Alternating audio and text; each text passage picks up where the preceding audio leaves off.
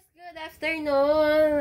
Nandito ako ngayon sa kwarto ng aking pamangkin at inayos ko yung kanyang kwarto. Ayan, pinagdidikit ko dyan yung kanyang mga awards. So, mas marami pa yan. Nandun pa sa bahay, sa probinsya.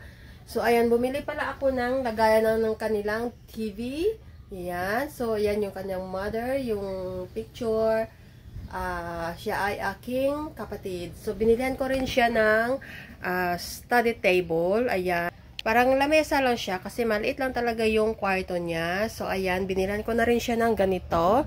Ito yung kanyang upuan. Kasi meron siya dating study table. So, nasira. So, ayan, binilan ko siya ng bago. Lamisa actually talagang lamisa siya na pahaba. So, yun talagang pinili ko yung square pahaba para fit dito sa kanyang kwarto. Kasi maliit lang talaga yung kwarto niya. So, ganito lang dito yung kanyang kwarto. Meron din siya syempre yung aircon kasi kapag mainit, gagamitin niya. So, ayan, nagkakalat pa dito yung kanyang higaan kasi nga inaayos ko yung kanyang kwarto. So, ayan. So, ito pala yung mga flowers na binigay ko sa kanya nung Valentine's Day. Ito yung binigay ko sa kanya.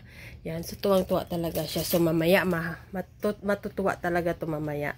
So, ayan, nanonood ako ng TV. So, ayan guys. So, thank you so much for watching my videos at sana supportaran niyo po ako sa aking mga videos. Thank you and babu!